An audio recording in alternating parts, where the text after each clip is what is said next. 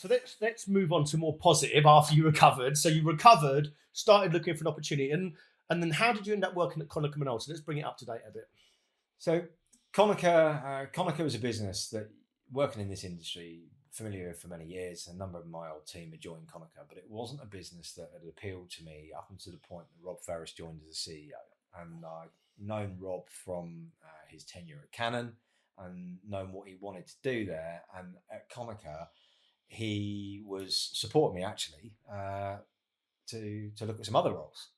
And we started talking, and it became really apparent our vision was aligned, our strategy was aligned, our work effort was aligned, and we enjoyed each other's company. All the mixes that you want really in a relationship. The problem was there wasn't a role. And then he had an interim role that came up.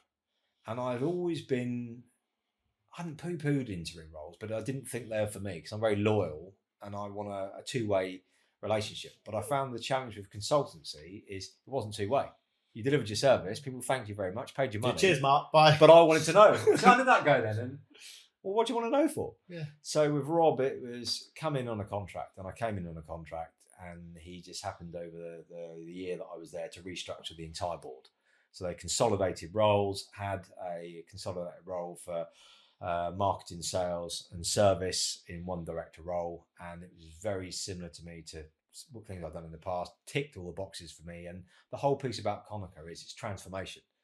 So we've got an incredibly powerful, energetic board of like-minded individuals. Everybody's aligned. It's by far and away the most value-orientated business I've ever worked for, and therefore coming to work is a pleasure. And I'll tell you why that's important. The macroeconomic changes we've had to deal with, every single one of them would typically be a once-in-a-lifetime challenge for a board to deal with. The global supply chain challenges that we've had, the COVID pandemic, Brexit, and I could go on and on. So again, the resilience for me comes naturally. I think it's hit some other people harder, but I'm in a place every morning where I get up, I know the values are aligned, and I've realised through that and other accidents that all the money in the world won't make up for something you're not happy to do. How did you find the challenges of joining a company during the pandemic, where you'd probably been used to meeting your team in person, etc.? Yeah. Did you have to do all the Zoom teams and meetings and meet your team that way? Yeah, I two observations. The first observation is because we're an IT services company, the onboarding experience was beyond slick. Really? So before I'd even joined, I had every possible single thing I needed to operate. It was all set up, configured, deployed, sent to my home, and I didn't even have to wait for day one. So that part I found really easy, unbelievably impressed. The part about meeting people remotely, I think I didn't struggle with it. I just found that the disconnect is I'm a people person.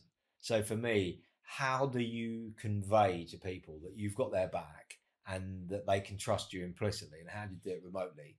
And I think what happens is you fall into it because you have to. There is no other way. But I found it took a lot of energy, and I found I was completely sapped. And then I suppose the third part to it is how do you keep your attention? Because we're here now. If I'm not engaged, if I'm not vested into this, you're going to know in a nanosecond. You can turn your camera off in the real world. So for me, it then became about, okay, it's taken a lot of energy to be engaged. So I need to focus that energy on high quality engagements rather than be distracted. Did you miss the interactions of the events, the meetings, the lunches, the business? Because most people, when I find that they go into sales, going back to the telesales bit, some people just like being on the phone. They don't really get energy from people. I get energy from people when I meet people, and I don't want to just sit there on the phone all day. So I really struggled during the pandemic because I got during Zoom meetings, I'd zoom out. I'd just sort of zone out and start looking out the window. I'd lose concentration. And also by the end of the day, I was absolutely, saturated, like literally so tired. I couldn't work it out.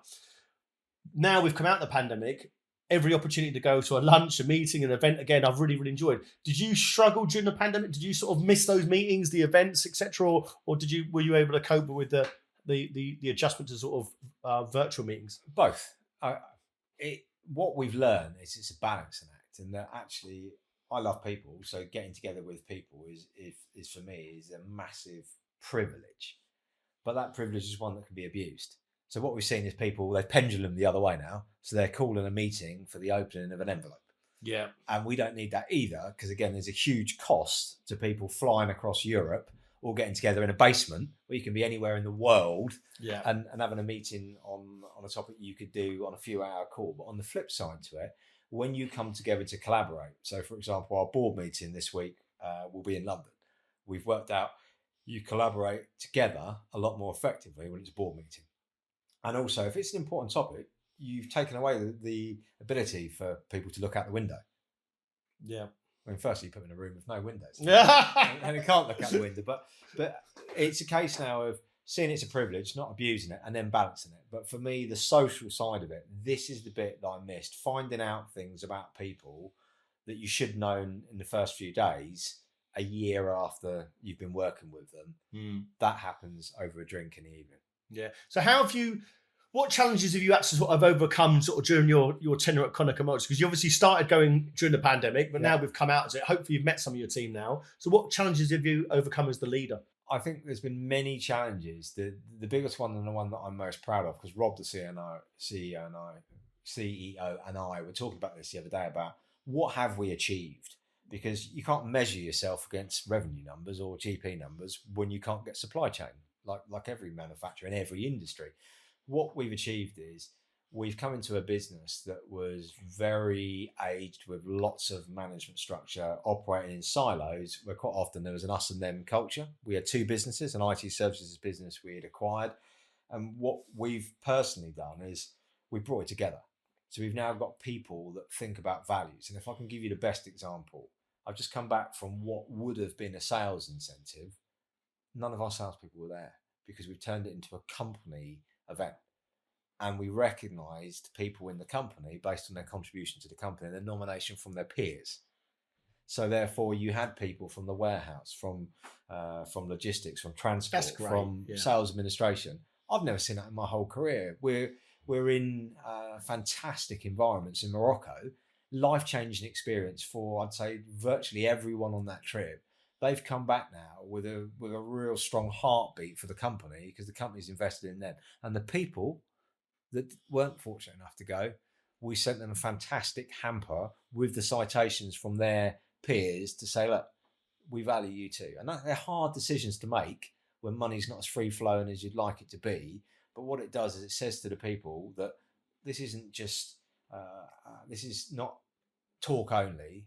This is action, not talk. We care about everybody in the company. You're all equal. You just do different jobs. So let's talk about Konica Minolta. Let's talk about the print industry in general, because I said earlier about this potentially a stigma or that dirty end of the market, etc. How does that affect your recruitment strategy? Are you able to sort of recruit talent from other parts of the industry? Do you struggle getting people into sort of your industry? Do we struggle? I think everybody, as we talked about, everybody now has a choice. Well, they always had a choice, but they realise now they had a choice. So work used to be something, somewhere you went. Now it's something that you do. So for us, we don't struggle bringing people in. The key thing is the hiring methodology we use is different. So if I take sales, how you measure salespeople: activity, skills, knowledge, and attitude. Really simple. 4 things. The difference is now what we're looking for is we're looking for attributes, because all of those are academic. If you can't get your head around the fact there is a global supply chain from, if you're buying sunflower oil, well, that's affected by Ukraine. I think it's like 90% of the world's sunflower oil. So if you're a sunflower oil salesperson, it doesn't matter how good your activity is, your skills, your knowledge, or your attitude. If you haven't got any, you can't sell it. Yeah. So for us, the biggest change in recruitment has been recruiting right people with the attributes. And as you'll know, that comes at a premium, and that's where you make a difference because you know who those people are. So for us, it's not a case of attracting candidates, but for us, it's how do you attract the right candidate, because we haven't got any more time, and to distill through the amount of people on the market to get to what you want. That's the challenge. Talking about attracting candidates, the demand for candidates now since the pandemic has gone through the roof. You know, I'm having candidates asking to work from Marbella for 6 weeks. I'm having candidates asking can I do yoga on Tuesdays and Thursdays? I'm having candidates like you, Mark, because I want bloody bike rides or whatever they want to do. How do you cope with that now in terms of actually? And we spoke about a candidate that a female candidate that wants childcare or wants only work 3 days a week and she'd take a lower paid role. How do you cope with the demands of candidates who now want so much more for potentially the same money?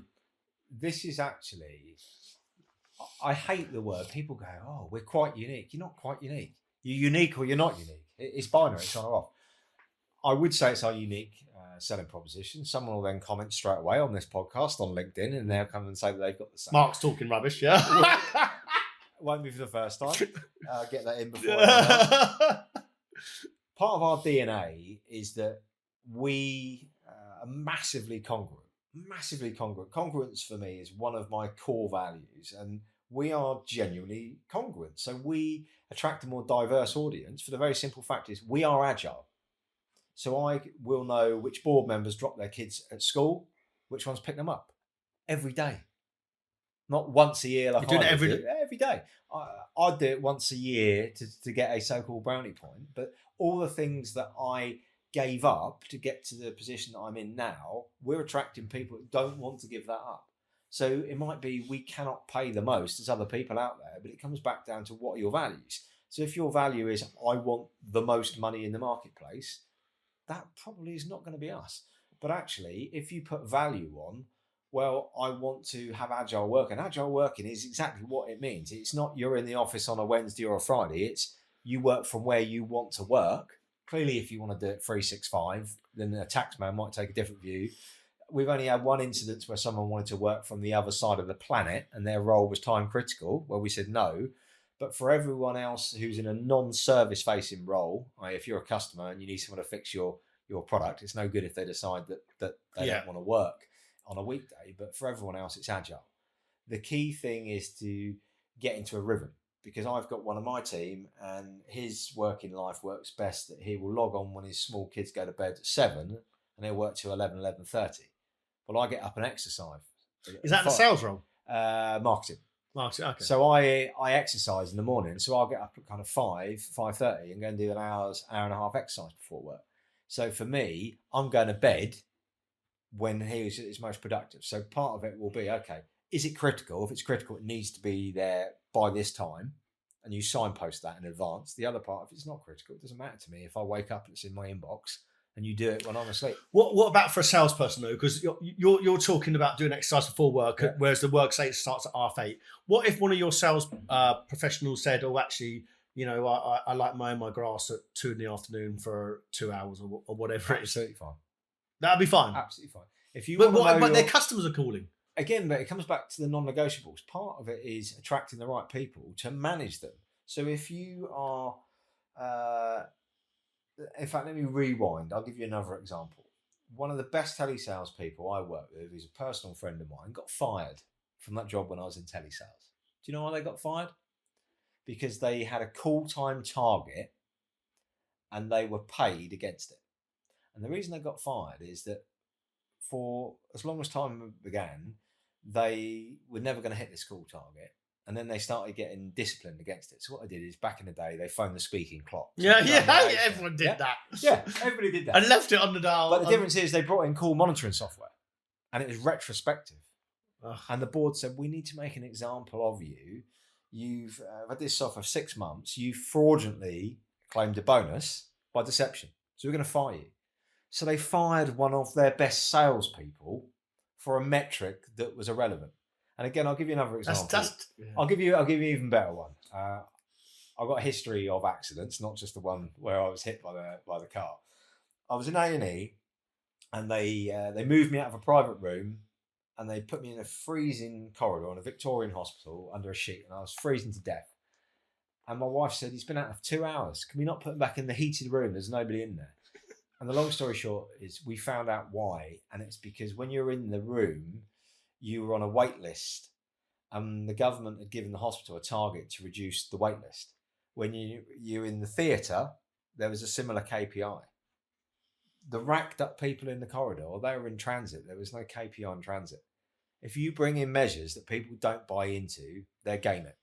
Yeah. So for us, what we found is, if you bring in people who've got the right attributes and the right values and the targets are the right targets, then you trust them, then they're going to deliver.